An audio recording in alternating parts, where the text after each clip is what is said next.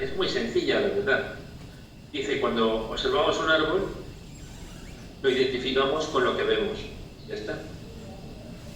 Y lo que vemos es lo que otros ven.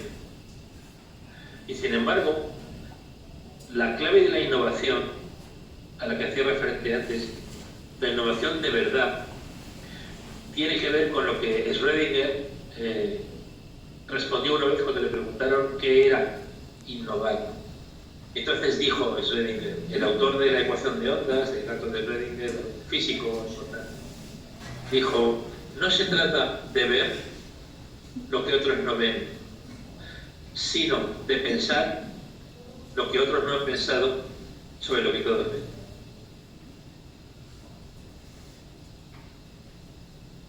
Evidentemente esta frase es genial, pero está equivocada, porque también se trata de ver lo que otros no ven. La metáfora del árbol lo que dice es, si estamos asimilando una realidad a la parte visible, a la parte emergida solamente, estamos incurriendo en un error de tipo más protuto, interpretando la parte por el todo. Eso es un error. Y eso pasa, por ejemplo, con la educación. Lo que ocurre en interpretar así la educación es, primero, que no la estamos viendo completamente, y en segundo lugar, y más importante, que no la estamos comprendiendo. Es que me atrevería a decir que casi ni los investigadores más consumados en la educación, ni los catedráticos más entienden lo que es la educación, no la comprenden realmente. ¿Y por qué? Porque se tiende a identificar el árbol con su parte invisible. Y eso hace que nos olvidemos de su porción radical. Claro, suele estar enterrada y suele por tanto no verse. Y tiene una estética distinta y tiene hasta una fisiología distinta, vegetal. Y sin embargo, es la parte más relevante, es la parte más vital y es la parte que sostiene y que nutre a todo el ser. Por lo tanto, ¿cuál podría ser una comprensión menos parcial? Pues evidentemente la que diga sí a la parte sobresaliente, a la parte emergida, y la que diga así también, pero sabiendo de qué estamos hablando, a la parte enterrada. Entonces, a esto es a lo que responde el enfoque radical, que no tiene nada que ver con la violencia, ni con el extremismo, ni con nada, sino propio de la raíz, de las raíces, pero también inclusivo, o sea, también lo que sobresale forma parte de este. O sea, es un anhelo de enfoque o de interpretación total. Yo creo que no hay que tener miedo a la palabra total. Al totalitarismo y a lo totalitario sí, pero total, ¿por qué? En el sentido de no parcial, claro. Porque estamos demasiado habituados a conformarnos con la interpretación parcial de las cosas. Lo mismo cabría decir de cualquier persona que está ahí sentados, o de mí, de cualquier persona, o de Julio. Lo mismo cabría decir de la sociedad y lo mismo cabría decir de la pedagogía. Un efecto secundario de esta percepción parcial, como digo, es que no estamos viendo la educación completa y no la estamos comprendiendo. Y estamos dejando a medio educar a todas las personas. Ustedes están a medio educar. Y cuando consigan un título, en su caso, de doctores o de catedráticos, seguirán a medio educar. Porque nuestra educación, o mejor dicho, a lo que llamamos educación, realmente no nos educa completamente, nos educa parcialmente. Si nos educase completamente, esos catedráticos y catedráticas y estas personas, doctores y tal, serían las personas más lúcidas, más conscientes, más generosas, y la verdad es que no es así. Pueden ser campeones en estupidez.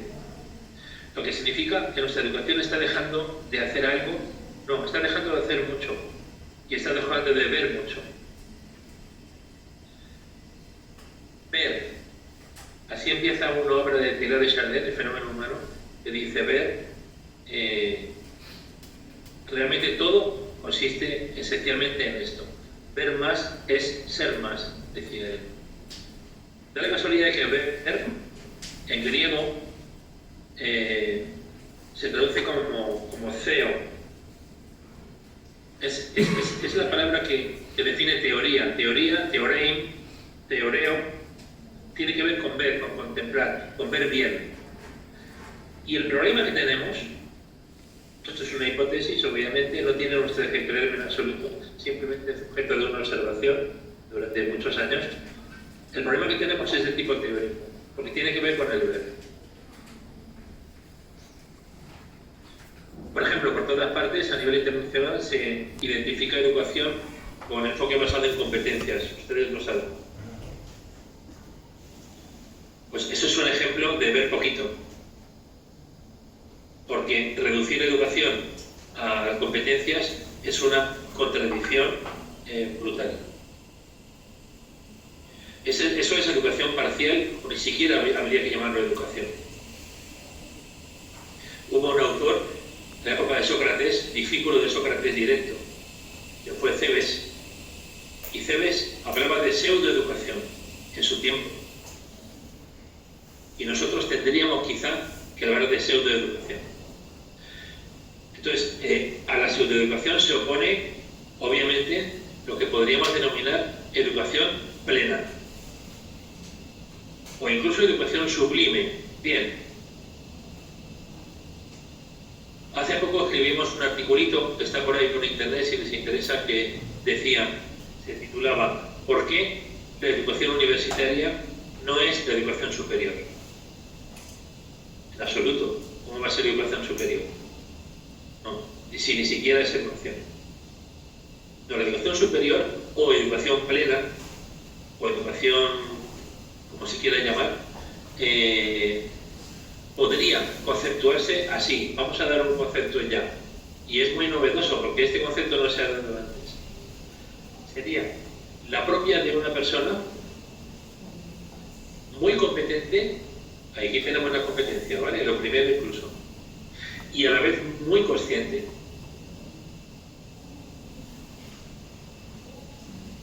Hay personas que se dan más y menos cuenta de las cosas. Hay personas más altas que otras, hay personas más gordas que otras. Y hay personas más conscientes que otras. Una persona competente puede ser completamente inconsciente, completamente inmadura. ¿Necesitamos personas competentes? O sea, ¿necesitamos gente que haga que funcione la maquinaria social? Pues sí, vale. Pero sobre todo necesitamos personas conscientes. Consciente significa que vean, que se den cuenta con la mayor madurez posible. Y para eso es preciso, aunque parezca una paradoja, ir más allá de la educación actual. Por ejemplo, más allá de una educación basada en el aprendizaje.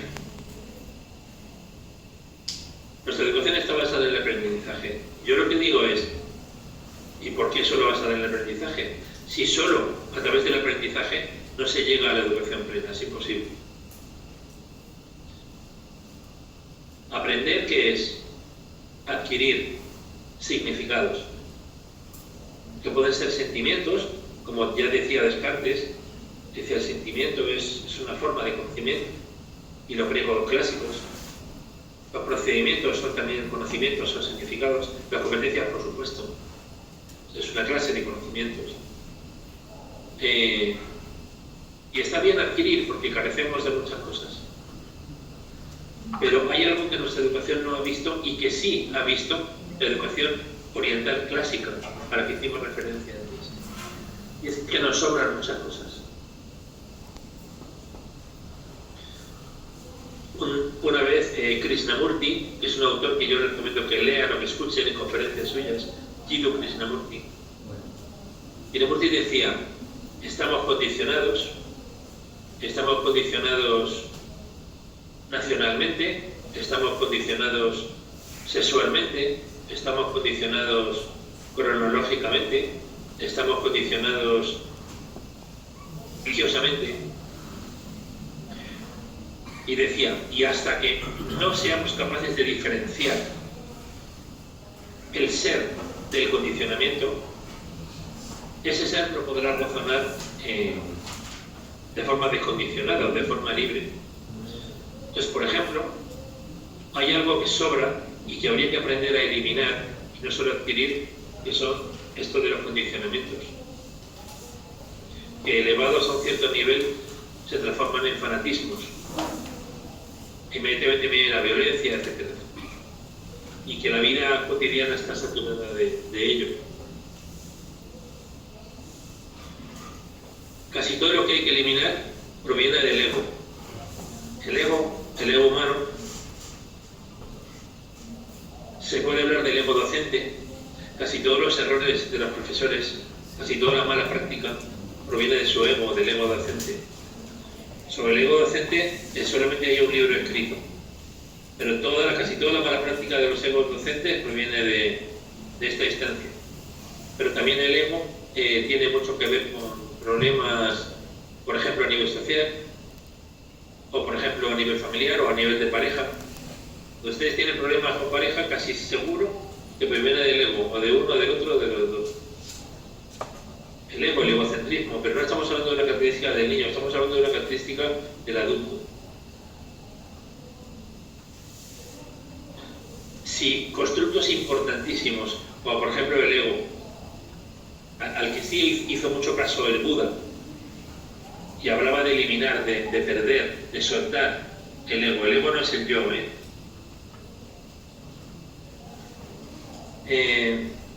si no incorporamos estos constructos a una educación con ambición, no podremos profundizar. Nos quedaremos en los saberes, nos quedaremos en las competencias, nos quedaremos en el oleaje. Y no es que nos quedaremos, es que ahí es donde estamos ahora. Y lo siento mucho, pero el oleaje no es el océano, en absoluto. Entonces, si nuestra educación va a ser oleágica, no sé si existe la palabra, pues mira, va muy bien, ¿no? Pero si tu educación quiere ser oceánica, no nos sirve para nada esto. Decía nuestro maestro Julio que desde este enfoque se apuntaba a una serie de temáticas radicales, ¿no? de raíz. O sea, se intentaba identificar qué eran esas raíces. Cuando uno se pregunta cuál es la raíz de lo que hago, la respuesta ni siquiera son temas de tipo radical. La única respuesta sensata es: la raíz soy yo. La raíz soy yo.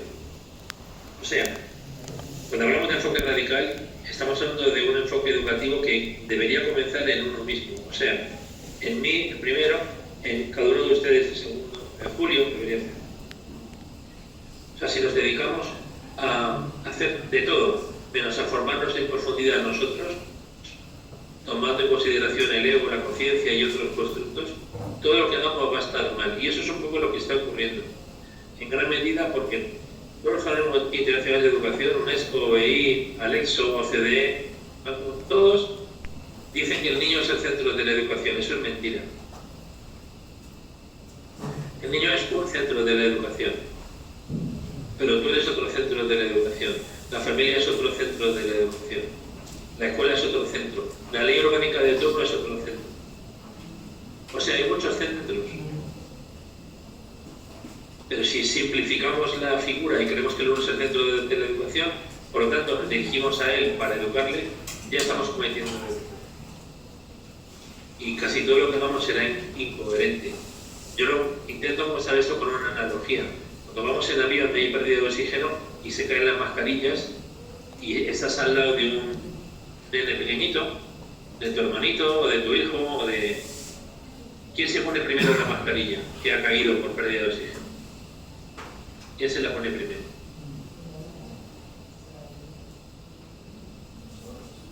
Pues te la pones tú, ¿no?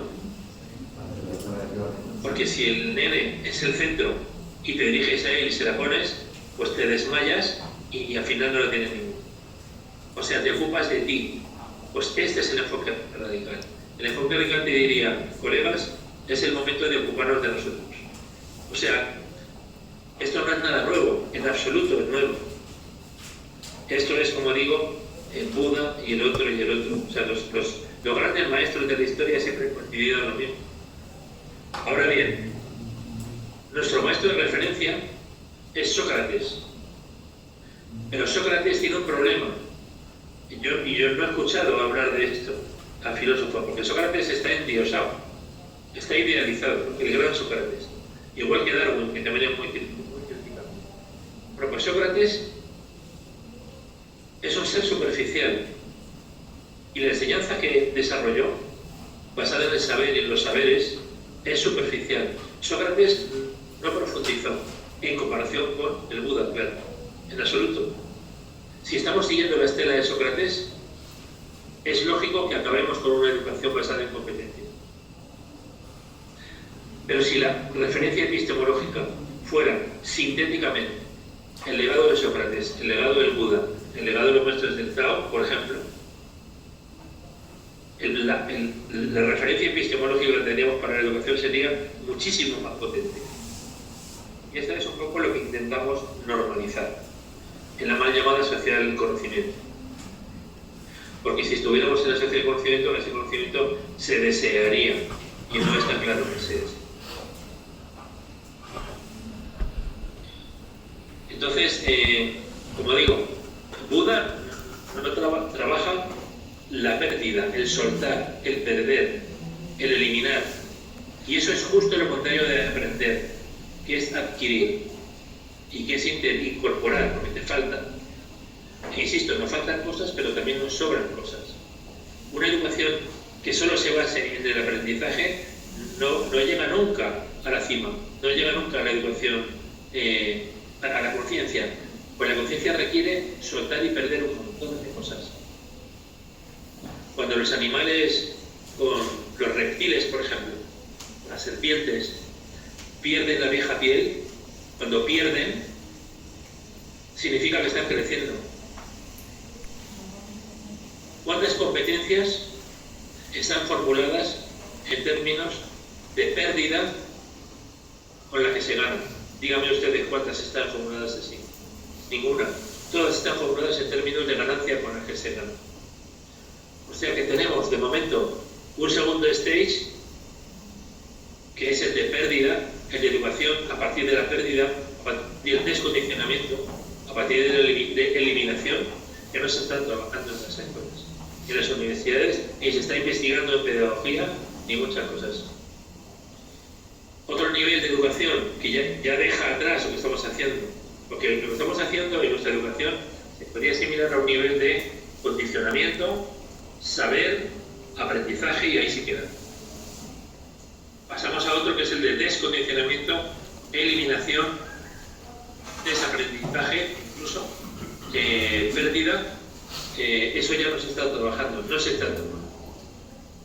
O sea, un país puede tener índices altos en la prueba PISA, en indicadores instructivos. Está creciendo su racismo, su xenofobia, está creciendo su homofobia, por ejemplo, pero no se está identificando educación con pérdida de eso, porque educación como pérdida de nada no se está comprendiendo todavía. Y ustedes necesitan generar células nuevas, pero también están perdiendo células. Y gracias a eso viven. Si no perdiéramos células, no podríamos estar vivos. Entonces el proceso es de ida y vuelta. ¿Por qué no se está trabajando en lo segundo? Y hay un nivel mucho más ambicioso y mucho más potente, que tampoco se tiene ni idea en Occidente, que es el autoconocimiento. El autoconocimiento, que no quiere decir autoanálisis. ¿Cómo soy yo? ¿Cómo creo que los demás me ven? ¿Cómo creo que...? No. La psicología está completamente equivocada y la pedagogía también, es decir, el autoconocimiento que responde a cómo soy yo o cómo creo que los demás me... Todo eso es autoanálisis, no es autoconocimiento. Luego habría un nivel de autoconocimiento superficial, que es el existencial, y luego un nivel de autoconocimiento esencial o profundo, que es el que responde a la pregunta ¿quién soy yo esencial o profundo? Me refiero a este. Y este nivel de educación basada en el autoconocimiento es absolutamente brutal. son palabras mayores, de las que casi es mejor, con tan poquito tiempo y tratar es mejor no hablar. ¿Y habría algún nivel más de educación? Por ejemplo, hemos hablado de descondicionamiento, hemos hablado de condicionamiento previo. Habría un tercer nivel de reidentificación o de recondicionamiento que te diría, una vez que sé cómo salir de la cueva de Platón y soy libre porque puedo salir, si quiero puedo volver a entrar porque soy libre. Y ese es un nivel de recondicionamiento. Y todo esto es el abanico de la educación abierto. Habría más niveles, porque hay hasta 6 o 7 que definimos por ahí hace tiempo. Y estamos en el primero y la gente más crítica del primero y medio, nada más. O sea, así como cualquier persona no toleraría salir de un hospital a medio curar, nosotros estamos conformes con morirnos al cabo de no sé cuántos años a medio educar. Para todo esto, el enfoque que a mí me parece más coherente es el de Bruno, que tiene que ver con premisas de la mecánica cuántica, ¿no? Cambiando el observador, cambia lo que observa. Es decir, queremos cambiar las cosas, queremos una sociedad mejor, queremos una mejor educación. Vale, vamos a empezar por nosotros. Y ese es el gran reto. Y los pedagogos y los investigadores en educación tienen el imperativo de hacerlo consigo mismos. Y eso es algo verdaderamente duro. Una vez preguntó un discípulo de Confucio a Confucio, le preguntó, ¿de quién puede decirse que sea una persona superior? Superior, en el sentido, ¿quién puede ser una persona superior? Y Confucio dijo, superior sería la persona que primero se forma, después hace las cosas y finalmente habla de ellas. O sea, esta coherencia confuciana es muy potente. Y por ahí quizá irían los tiros. Otro de los campos a los que sí se refería Julio, a los que se puede aplicar el enfoque radical inclusivo, se puede adaptar a muchísimos, es al currículo.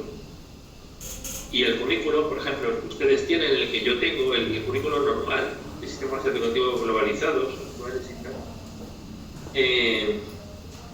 es bidimensional. Por un lado, una dimensión es la disciplinar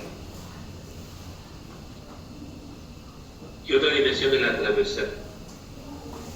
En la transversal cabría los temas transversales de siempre: educación para la paz, educación sexual, educación ambiental, educación vial, educación para el consumo, educación de oportunidades, educación. Y por otro lado estarían las competencias con carácter transversal también. Bueno, si nuestro currículo fuese, refútenmelo, ¿vale? Si es posible, si fuese bidimensional, pues sería plano, porque la doble dimensión define un plano. Entonces, por eso estamos proponiendo una tercera dimensión curricular, para trabajar en los centros educativos, para trabajar en las universidades y para promover desde la pedagogía. Y esa tercera dimensión curricular sería la dimensión radical. O sea, estaría el eje disciplinar, el eje transversal y el eje radical. Radical haría referencia a raíces. Y los temas radicales tienen una serie de características que se diferenciarían de los temas transversales y de los temas de disciplina. Primera característica, bueno, voy a decir algunas de ellas, ¿vale? Primera característica es que son temas que apenas están desarrollados, aunque sí pudieran estar desarrollados, pero ahora mismo no están. Segunda característica, no se demandan, nadie los pide. Tercera característica, los organismos internacionales de educación, por ejemplo UNESCO, por ejemplo EI, etcétera, no se ocupan de ellos. Y la pedagogía tampoco. Cuarta característica, son fundamentales para la educación. Quinta característica, sin ellos no se puede hablar de educación. Octava característica, o no sé si séptima, un profesor o una profesora consciente, especialmente consciente, da igual que sea de preescolar, de primaria, de universidad, secundaria, da lo mismo. Una persona especialmente consciente no los vería de forma rara. O sea, para esa persona no serían temas raros. Incluso podría decir, pero si yo esto lo vengo pensando, incluso lo he trabajado alguna vez. Dentro de esos temas radicales habría dos clases. Una primera clase son los deseables, otra segunda clase son los indeseables. Venga, y si queréis con esto termino, ¿vale? Para que la gente no se aburra y si queréis podemos dialogar, que quizás sea lo más bonito. Entre los temas deseables, pero cumpliendo estas características, por ejemplo, estaría la conciencia, puede ser un tema radical. La muerte, de finitud, es un tema radical. El amor es un tema radical. La humanidad, o sea, no solamente Perú, ni Colombia, ni España, ni Venezuela, ni tampoco Latinoamérica, no, digo la humanidad, que no está por ningún lado, es un tema radical. Porque cumple estas características que vimos antes. La pedagogía prenatal, educar desde menos 0,75 años, es un tema radical. El autoconocimiento esencial es un tema radical. Y luego habría una segunda familia, bueno, y hay muchos más, una segunda familia de temáticas indeseables, pero que también cumplen esas características. Por ejemplo, todo lo que pueda provenir del egoísmo, del egocentrismo, que ya decía Saramago, está por nacer el ser humano cuya segunda piel no sea el egoísmo. Joder, pues si el egoísmo es tan importante, ¿cómo es posible que no lo aborde la educación? Porque después de adulto y después desde los sistemas sociales, el mayor problema que va a haber va a tener que ver con esto. Y no estamos hablando de religión, estamos hablando de educación más profunda. Por ejemplo, la estupidez humana o la necedad es un tema radical, del que ya se ocupó Erasmo de Rotterdam, desde filosofía. Bueno, y no puede ser un buen momento para retomar esa aportación filosófica y otras, por ejemplo, de Schopenhauer, o por ejemplo de José Ingenieros, o por ejemplo de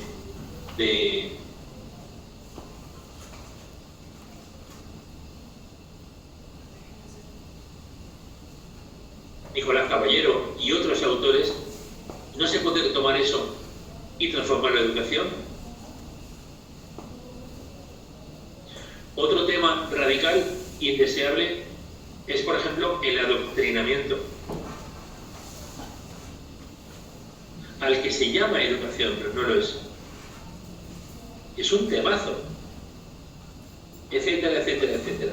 Bueno, pues, humildemente, yo llego a esta conclusión. Primera, la educación nuestra es parcial.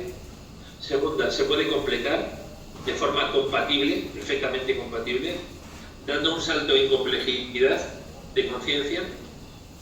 Tercero, todo depende de nosotros, que somos por donde debería empezar esa revolución educativa, con la R de paréntesis. Y cuarto, el primer paso es tomar conciencia. Y el segundo paso es empezar a trabajar a nivel autoformativo profundo, pero haciendo caso y mirando también al egocentrismo propio,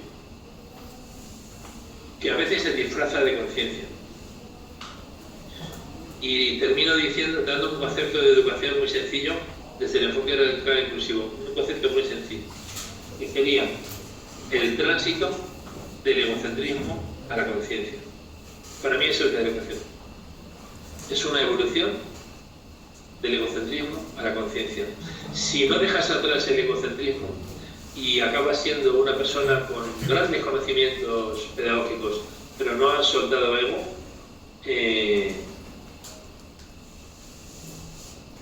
vas a ser un ser muy extraño, porque vas a tener mucho lastre continuamente contigo. Ese es un reto que todos tenemos, porque el ego nos afecta a todos, a mí primero. Y precisamente otro tema radical, y termino con esto, de carácter metodológico, fue una enseñanza del primer Buda. Porque así como Sócrates habló de autoconocimiento, pero nunca explicó cómo, Buda habló de autoconocimiento, pero demostró cómo. Y la respuesta metodológica es la meditación. En cualquiera de sus múltiples formas, pero tomada en serio. Por lo tanto, tendría sentido que algún día pudiera incluirse la meditación como parte de la formación de cualquier profesional. De manera que un docente meditador sea mucho mejor docente, un investigador meditador o investigadora meditadora, ¿vale? Que siempre hablo de un género, pero me refiero a los dos. Un investigador meditador sea mucho mejor investigador que un investigador no meditador, etcétera, etcétera. Bueno, y con esto, si vale de introducción, pues genial, ¿vale? Para ti, hermano. Muy bien, querido Agustín. Qué alegría escucharte. Yo creo que tu intervención, y tengo casi que certeza o esperanza en que mis compañeros, mis colegas, a partir de tu charla, se puedan interesar en buscar en internet muchos de las producciones que aparecen de ti en torno a la educación y sobre todo desde la perspectiva radical inclusiva. Entonces la invitación es a todos los colegas a que empiecen a estar interesados en conocer y cargar en sus propósitos educativos y en su praxis pedagógica, cargar tus aportaciones, pues para poder intervenir de manera con mayoría de edad pedagógica en el proceso educativo. Yo creo que personalmente que tu propuesta para que pensemos en la manera, pues en primer lugar, hacer una mirada panóptica que nos permita confirmar que nuestra educación es incompleta, demasiado incompleta, y que nosotros como formadores pues también somos incompletos, pero sobre todo que siguiendo tu invitación de identificar esos postulados y temas, sobre todo que están en la raíz de la educación, pero que no se han puesto de presente en la educación, que la educación nuestra ha invisibilizado, si se quiere, ha epistemizado, siguiendo a de Sousa, cuando de Sousa plantea el epistemicidio como la invisibilización sistemática de ciertos saberes. Entonces, tanto los saberes que tú llamas deseables como los saberes indeseables, pues han sido invisibilizados casi que sistemáticamente por algo que todos sabemos. Nuestra educación es occidental. Y Occidente no ha podido ver ni descubrir la importancia de esos radicales, deseables e indeseables, para poderlos sintonizar en la actividad educativa. haciéndola cada vez más incompleta. Yo personalmente pienso que si sintonizamos en nuestra práctica y en nuestras praxis pedagógicas esos deseables e indeseables, podríamos crecer en mayoría de edad. Mayoría de edad es un término, como ustedes saben, kantiano, pero es un término incompleto en el sentido en que plantea Kant. ¿Qué plantea Kant? Que hay niños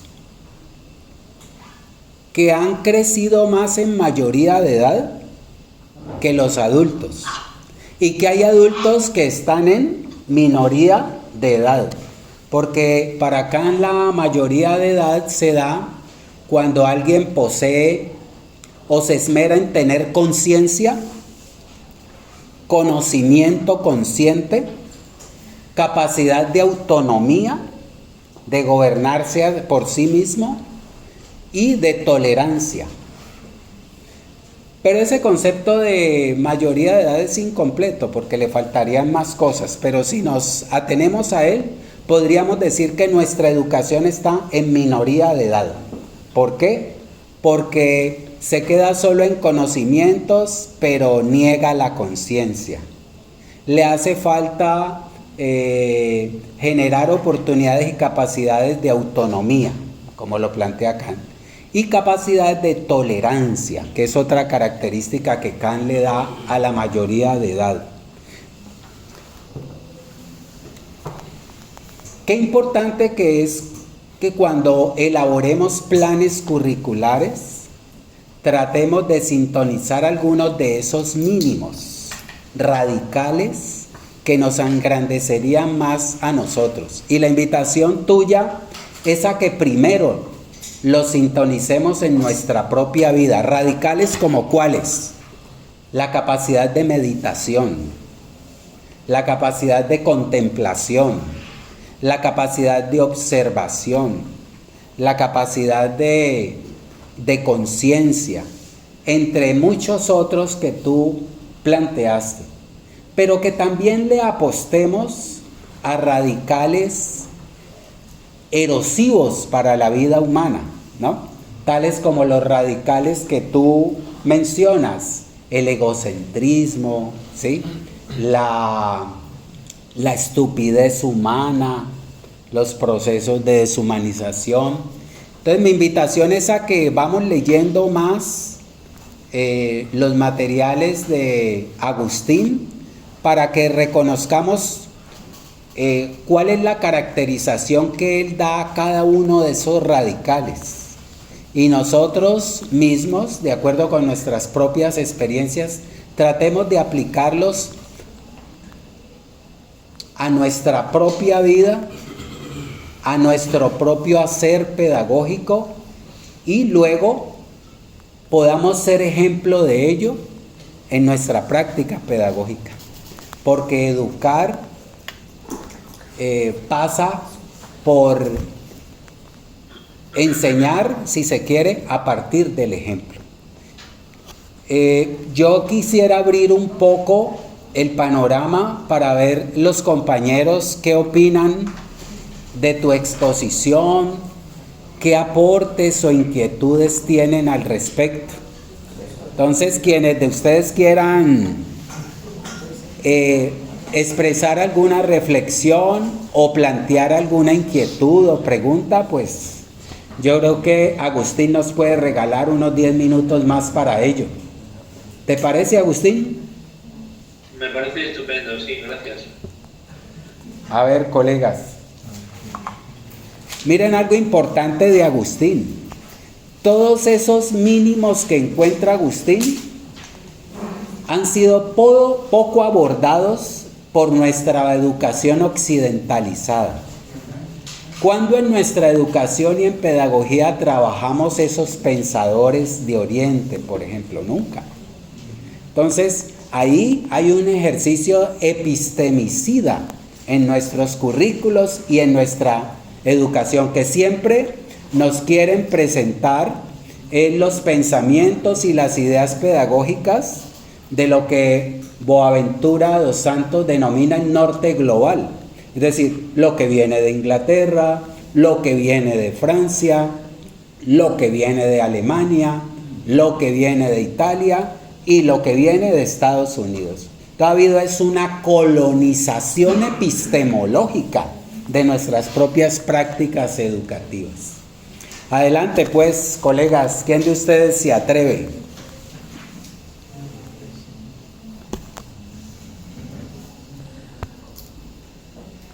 ¿Están de acuerdo con lo que plantea nuestro amigo Agustín? ¿Están en desacuerdo con alguna de las ideas que él plantea?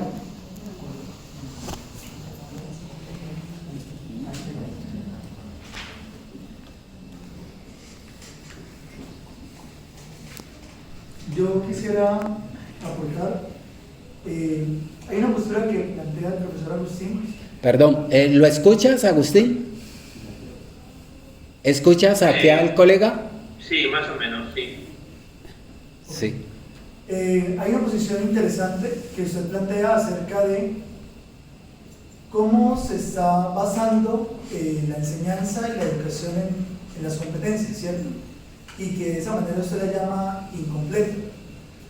No obstante, me surge la duda, si precisamente es la educación y la enseñanza la que debe responder a aspectos propios de la realidad, pues el cambio que usted propone de paradigma acerca de lo que es la educación, pues obliga también a cambiar la propia realidad, porque en muchas ocasiones, digamos, esta educación mercantilista, como creo que fue el término, esa educación mercantilista responde propiamente a una sociedad de mercado.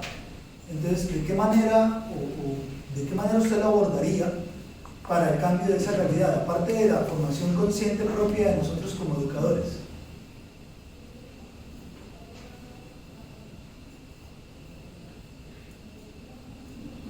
Bueno, no sé si te he entendido bien, porque te he escuchado como a medias, pero voy a intentar responder algo, ¿vale?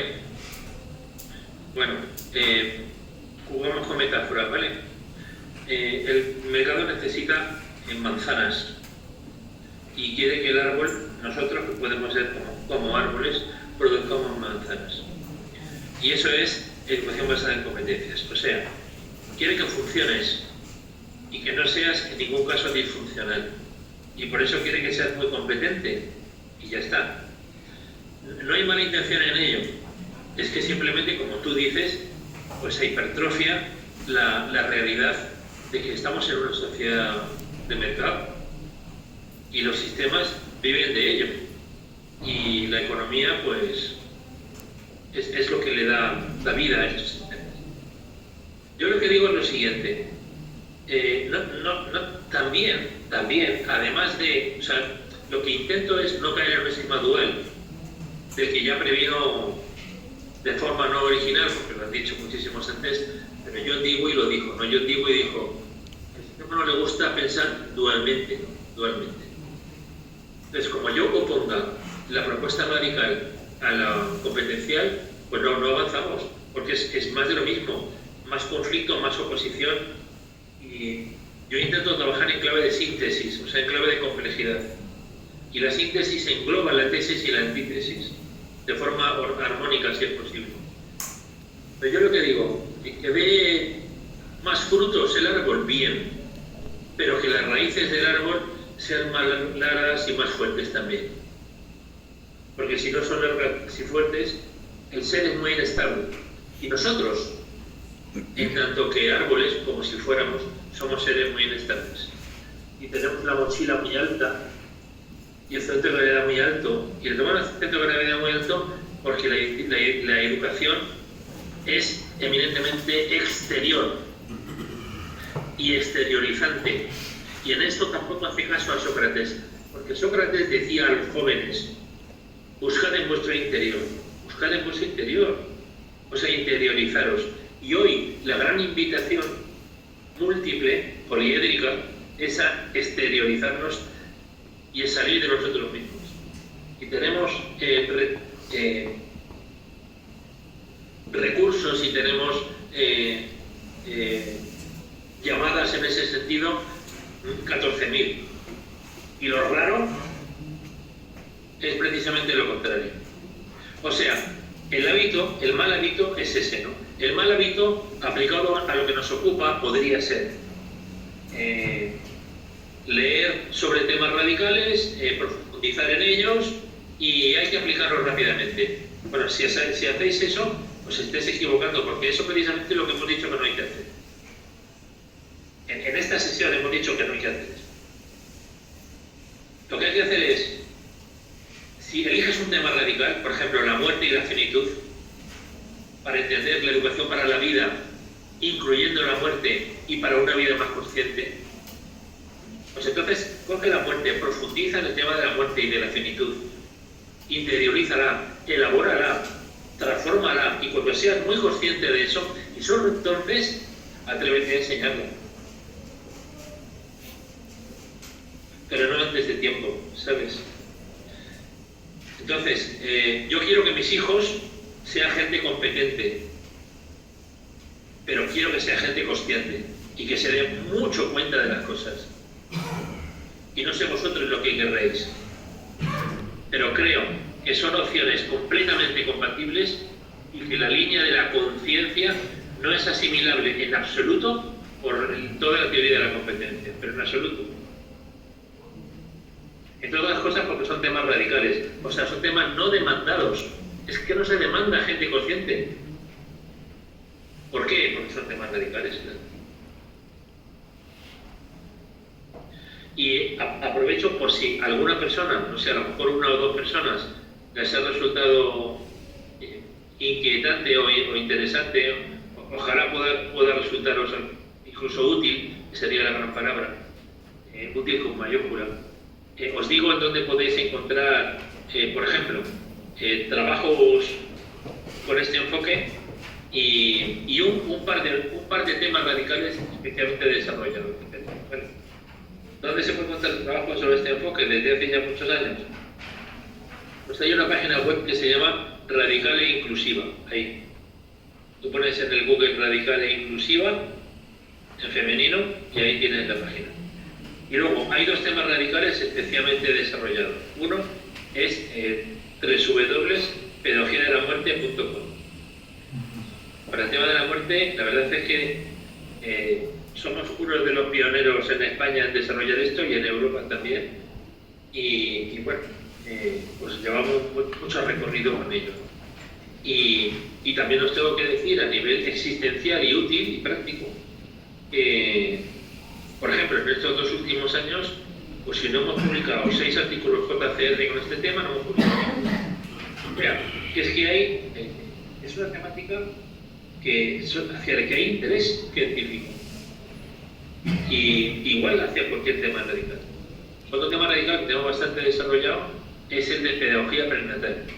Entonces, www.pedagogía prenatal, y ahí tenéis 2 eventos enlatados, porque se hicieron en pandemia y están todos grabados enteritos, tanto en unas jornadas internacionales como en congresos internacionales. Ahí están. Entonces, si queréis meteros en un par de temáticas radicales, ahí. Pero insisto en lo que he dicho. Los temas radicales primero hay que elaborarlos en uno, aunque sea incómodo. Y solo después poderlos compartir con otras personas. Y si son alumnos, cuidado. Muchas gracias. Más preguntas, por favor. O más intervenciones, en el sentido que queráis. Sí, adelante. Yo trataría de englobar un poco tu apuesta para una educación sublime o auténtica o más completa en la expresión prudencia. Ya tú decías, no se trata de identificar solamente cuáles son los temas radicales que invisibiliza la educación actual. Por ejemplo, el tema de la muerte, para lo cual ya hay una pedagogía de la muerte. El tema prenatal, para lo cual ya hay una educación prenatal. el tema de la meditación, sobre el cual ya hay pedagógicamente trabajos. La prudencia radica en que la educación debe o debería formar en esos temas radicales a los profesores, para que ellos vivencien esos temas radicales y entonces ahora sí se ocupen de ellos en sus praxis pedagógicas. O sea que el concepto prudencia sería también allí pues relevante. Yo te hice una sugerencia ahora que voy a ir a Madrid el 18 de mayo. Mi tema, el que voy a presentar, es justamente eso: cómo la perspectiva comprensivo-edificadora está interesada o va en el intento de involucrar, de reivindicar algunos de esos temas radicales que tú y el equipo de investigadores, de doctorado, porque ya esos temas radicales, muchos de esos temas radicales ya hacen parte de las líneas de investigación de algunos doctorados en España. Entonces sería muy importante ventilar eso. Y ese va a ser mi ejercicio, ¿no? De intentar ver cómo se sintoniza, ¿no? Y para un esfuerzo por hacerlo es no quedarse en el enfoque por competencias. Porque ya sabemos, el enfoque por competencia es un enfoque solo operativo. Saber, hacer. Pero no te intentan hacerlo dizque desarrollando competencias ciudadanas, pero eso es una falacia. Porque en el interior de la empresa no hay competencias ciudadanas, para nada. Entonces es una retórica solamente. No apunta al ser, al saber ser. Es decir, no hay un esfuerzo por pasar de las competencias a la conciencia. Por eso en este diplomado hemos trabajado mucho el tema de la conciencia, ¿no? Crítica, reflexiva, ¿sí? Entonces sería pasar de las competencias a las comprensiones. Dejar de trabajar por competencia. Es más, cuando se trabaja bajo el enfoque de la conciencia, bajo el enfoque de las comprensiones, pues allí se están desarrollando todos los potenciales que incluye el sistema por competencias, pero va mucho más allá. Entonces, qué bueno que en adelante no hablemos de profesores competentes, sino de profesores conscientes, o como denominamos algunos, de profesores comprensivos. Pasar del sistema de competencias al sistema de conciencia o de comprensiones, ¿sí? Y ese sería pues una tarea que tendríamos todos quienes estamos involucrados en el ámbito pedagógico. Pues bien, querido amigo, ¿sí? Julio, una apreciación. Yo sí voy a hablar de profesores competentes. ¿Sí? Pero no solo. Pero claro que hay que hablar de profesores competentes. Tenemos un peligro, ¿eh? Si sustituimos competentes por otros adjetivos, vamos a acabar sembrando un jaleo absoluto. Yo creo que hay que decir sí a todo, pero no solo. Por ejemplo, dentro de poco vamos a tener un acto en las Islas Canarias, bueno, ya me lo han dicho, una periodista muy amiga y del grupo de investigación nuestro, sobre liderazgo consciente pues para políticos, para gente que se dedica a la política. Sí. Pero esos políticos necesitan ser competentes en lo suyo. Bueno, teniendo en cuenta que es una profesión para la que no existe formación, igual le pasa al profesor universitario. Y sin embargo, si colocamos todo en función de o para, a lo mejor tiene todo más sentido, pero no estamos añadiendo otro calificativo ni otro jaleo y estamos invitando a que la gente se confunda o que acaba rechazando las 14.000 propuestas porque no entiende nada.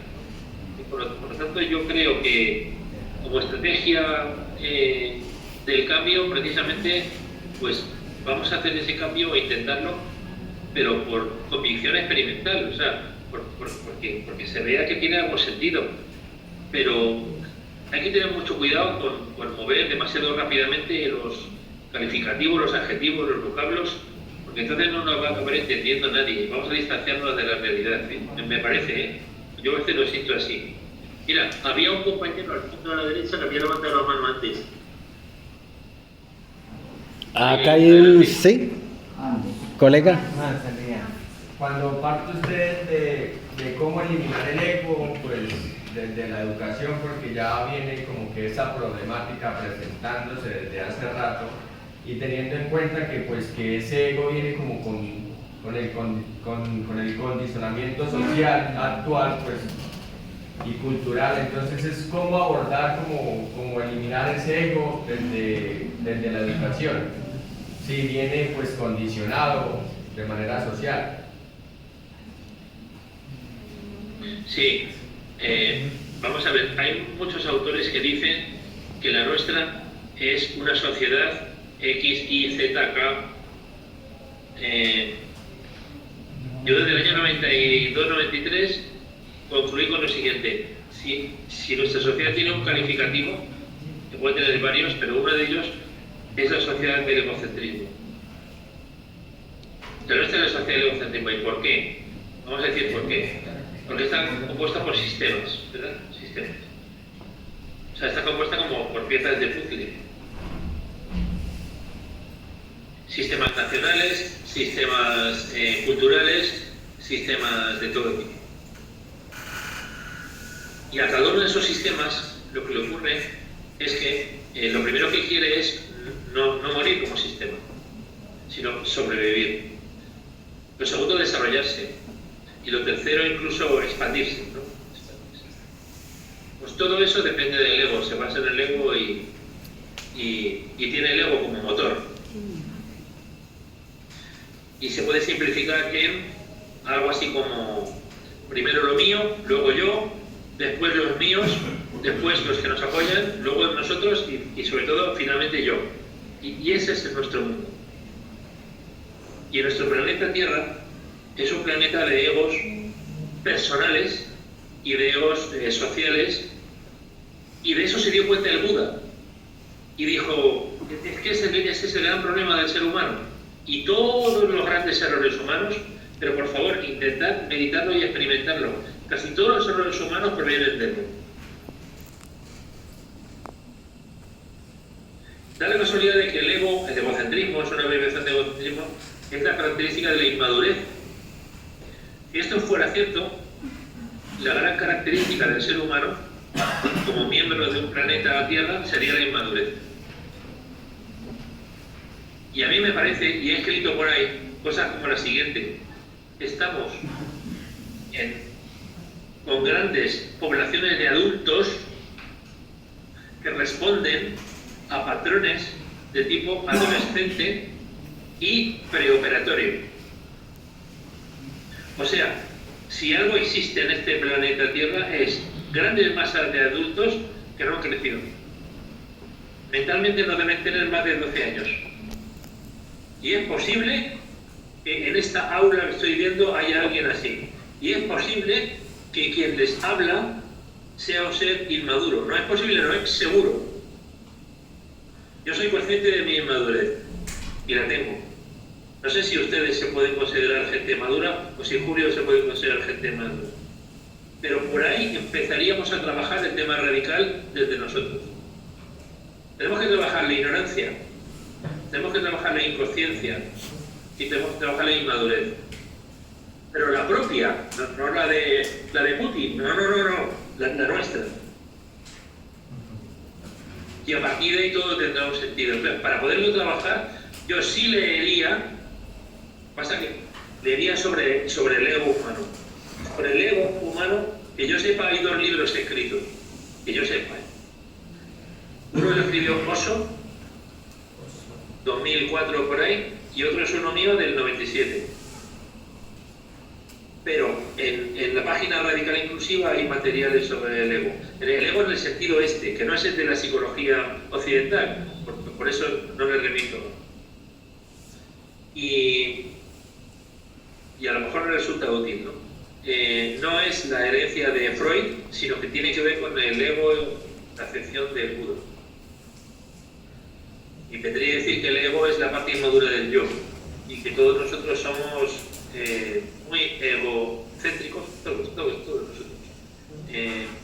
Y también a nivel social, y también a nivel amplio, a nivel del sistema social. Entonces, bueno, pues eso es un poco lo que hay. Y eso es lo que hace que los sistemas educativos, que tienen todo raíz nacionalista, inevitablemente adoctrinen mientras educan. ¿Ustedes se imaginan ofrecer a su hijo o a su primo o a una persona que quieran, yo qué sé, un plato muy rico suyo, pero junto con una porquería del suelo que cogen por ahí? Y lo revuelven todo y se lo dan, ¿no? Y de verdad, si es que el potaje rico está aquí. Sí, está aquí. Aquí incluso hay educación, pero mezclada con basura. Eso es un poco lo que estamos ofreciendo a nuestros alumnos. Educación buena, interesante, útil, bien hecha, mezclada con basura. Y esa basura es el adoctrinamiento propio de los sistemas educativos, propio de su condición sesgada por mor del ego que los conforma, porque están conformados y están estructurados desde y para el ego, por desgracia. O sea, son sistemas sociales, decía Bertalanffy, los sistemas humanos son abiertos, formados por personas. Y yo lo que digo es, no, los sistemas formados por personas son serviles, son egocéntricos prácticamente todos. Una de las clases del sistema egocéntrico que más daño ha hecho y que ha causado el que una educación como esta o parecida a esta no enveja muy rápido son todas las religiones. Las religiones han sido unas ocurrencias humanas que han servido de tapón eficaz para evitar la emergencia de una educación profunda, porque de esa pseudo profundidad se ocupaban ellas y se han ocupado muy mal, claro. Entonces es muy posible que en las décadas que vienen, a lo mejor ya no estamos ninguno de nosotros, ojalá veamos un resurgir, un replanteamiento de la educación, gracias a educación fuertes, y vemos que los sistemas más egocéntricos que hay, que son los religiosos, los ideológicos, incluso los políticos, van hacia abajo. Porque podría ser un buen signo de que el ser humano también transcurre del ego a la conciencia, como decíamos antes. No se olviden ustedes que la democracia, por ejemplo, nunca ha existido. Jamás. Ni cuando se originó, en el siglo de Pericles. No ha habido democracia nunca, jamás. Porque entonces tampoco podían votar esclavos ni mujeres, entonces tampoco ha habido democracia. Bueno, pues educación plena prácticamente tampoco ha habido. Salvo los casos de los pocos budas que ha habido, pueden ser impotentes. Si fueran competentes en su época y en su contexto, sí, pero nada más. O sea, estamos hablando de un modelo que podría tener que ver poco, intencionalmente, con el superhombre de Nietzsche. ¿Vale? Entendido el superhombre de Nietzsche como un ser humano más consciente, un ser humano más maduro y un ser humano más humano que nosotros. Lo que pasaría por entendernos como el eslabón perdido entre el ser que somos y el ser que podríamos llegar a ser. Nietzsche tiene, que como saben ustedes, aunque se le ha calificado de proto-nazi, no tiene nada que ver con eso. Eso fue una manipulación de la hermana de Nietzsche durante 40 años, porque Nietzsche era pro-judío y era crítico en Alemania, donde si profundizan ustedes lo van a ver. Y lo que plantea, con un carácter evolutivo en este sentido, es muy interesante. Tiene por ahí algún fragmento, alguna línea que me acuerdo, que si quieren podemos compartir. Decía Nietzsche, el ser humano es una cuerda entre el animal y el superhombre. Y luego decía, un peligroso caminar se entiende sobre la cuerda, un peligroso caminar, un peligroso mirar atrás, un peligroso detenerse y pararse.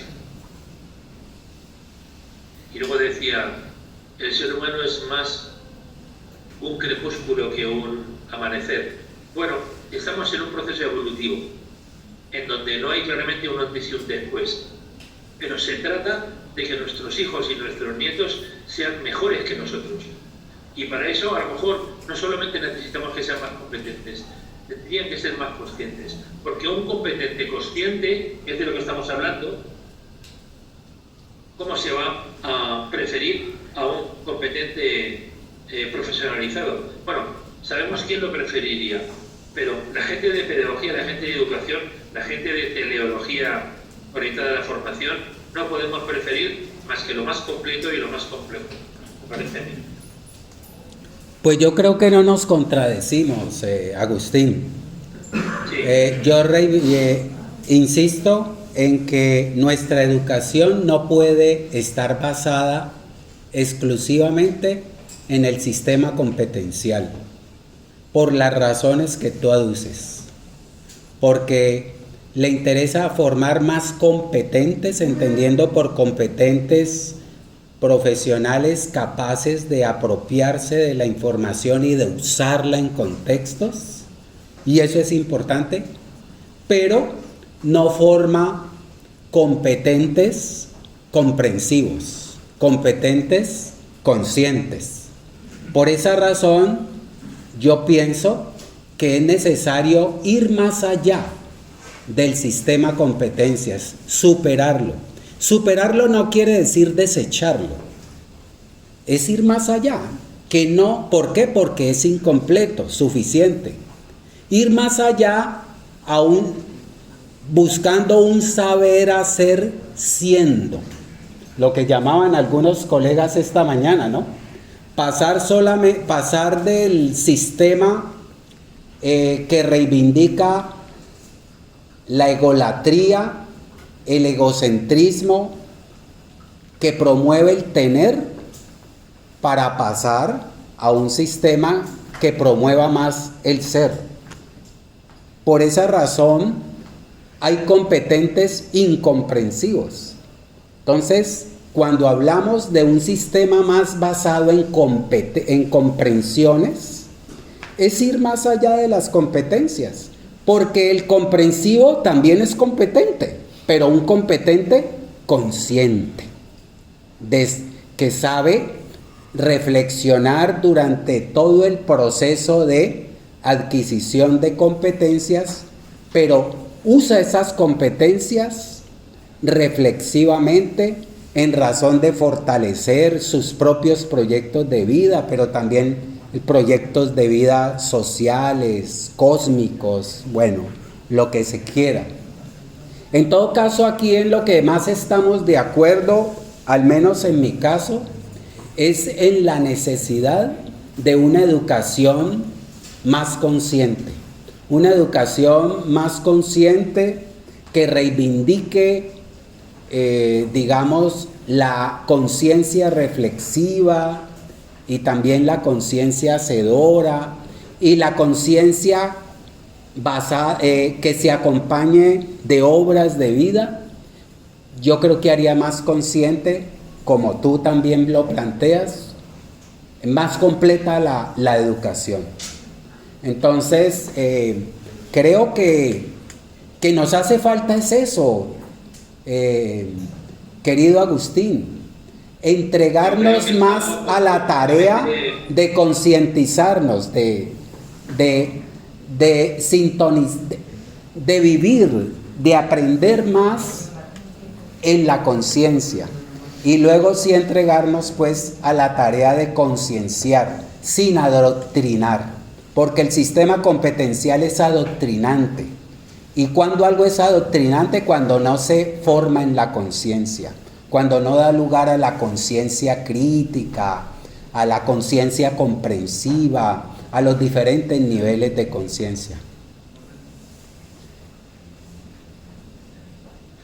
Yo creo que estamos muy muy sincronizados y estamos elaborando lo mismo. A mí me gustaría denominar a esto que estamos trabajando simplemente pedagogía, sin calificativos, Sí. como decía antes. Pero a lo mejor hay una fase intermedia en la que hay que calificar, porque la pedagogía no va por aquí. O sea, es bastante acrítica y bastante... aplica lo que yo llamo en otro lugar la epistemología de la lavadora. La lavadora que da vueltas las cosas, ¿no? En el tambor de la lavadora, va a dar vueltas y más vueltas y más vueltas. Entonces hay un problema con dos cosas, a mi modo de ver. Un problema con la normalidad, todo es demasiado normal. Y se aplica poco el rollo de la innovación. Entonces cuando hay una innovación delante de ti, se aplica poco. Pero vamos a ver, pero tú no estabas con el tema de innovación. Sí, pero prefiero dar más vueltas a la lavadora. Y entonces los tejidos pedagógicos y didácticos acaban pudriéndose y no valiendo para nada. Y el segundo constructo que podría servir para desarrollar todo esto tiene que ver con las ubres de las vacas, las ubres, los pezones donde sale la leche de las vacas, ¿no? No sé si la palabra se comparte, ¿no? Sí. Sí, ¿no? Claro. Vale. Pues, estamos siempre con las mismas ubres. Ubres, siempre los mismos temas, siempre los mismos enfoques, siempre los mismos autores, siempre los mismos rollos. Y cuando compras un libro que se llama Repensar la educación, dices, hombre, vamos a repensar la educación. Es otra vez lo mismo, y otra vez nuevas tecnologías, y otra vez... No, pero vamos a ver, no se trataba de repensar. Entonces, es un poco esto lo que veo, ¿no? Hace falta un salto cuántico, hace falta algo, y creo que pudiera ser, no lo sé, pero pudiera ser. ¿Por qué coincidimos Julio y yo y otros colegas, cada cual en su nicho? Porque estamos picoteando en torno a un nuevo paradigma de verdad. O sea, a veces se llama nuevo paradigma cualquier cosa, ¿no? No. Nuevo paradigma es un salto real que cambia las cosas de verdad. Y creo que esto no es el paradigma actual. Y esto pudiera ser el nuevo paradigma. Pudiera ser, también pudiera no ser. Por ejemplo, hace poco, en la comisión de doctorado de mi facultad, apareció un alumno, ha habido varios casos ya, que llamó mucho la atención, ¿no? Porque quería hacer la tesis sobre pedagogía del amor, y ya lo está haciendo, lleva ya 1 año y medio. ¿Y por qué? Pues porque el enfoque radical le ha permitido leer fácilmente y rápidamente este tipo de interpretar de esta manera. ¿Cómo lo vas a enfocar? Muy fácil, si es que ya está enfocado. O sea, es un tema radical, es un tema esencial. O sea, la pregunta no es, pero vamos a ver, ¿quieres meter el amor además de todas las cosas que tiene el currículo? No. La pregunta es, ¿cómo es posible que esto no esté? Por supuesto, teniendo en cuenta que no ocupan ni 1 gramo en el currículo, si es que no ocupa lugar. Porque todo esto del enfoque radical inclusivo se centra en lo profundo de la autoformación del educador. Ahí es donde está, ahí es donde hay que trabajar. Y cuando está trabajado y está elaborado, espontáneamente, automáticamente sale y lo compartes con los alumnos y no hace falta ni hablar del amor. Pero no es lo mismo un docente o una docente con un cultivo radical profundo que no tenerlo. No tiene nada que ver, es otro mundo. Por eso en Zen, cuando en meditación, en serio, la meditación shikantaza, por ejemplo, en Zen, hay un dicho clásico, ¿no?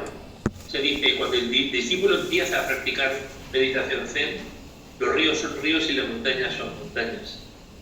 Cuando lleva 10 años o 15 años, los ríos dejan de ser ríos y las montañas dejan de ser. Cuando, si es que lo consigue, cuando se ilumina, los ríos vuelven a ser ríos y las montañas vuelven a ser ríos. Esta es la parte de reidentificación o de recondicionamiento que decíamos antes. Entonces, pues así vamos. Estamos en el preescolar de la educación y no nos damos cuenta. Estamos llamando educación a una educación de 4ª división. Y por encima de ella hay como 3 divisiones de nivel superior. O nos damos cuenta o simplemente lo dejamos pasar. Ya vendrán otros. Muy bien, querido amigo. Síntesis. Y muchas gracias por su... Vale que sí. Yo creo que ahí va nuestro compromiso de ingresar a la web donde diga que Radical Inclusivo. Radical Inclusiva. Ahí estaremos. Mañana te enviaré el enlace de esta conversación que tuvimos hoy, querido Agustín. Muchas ¿Vale? gracias, qué bien. Muy bien. Muchas gracias. Entonces un gran...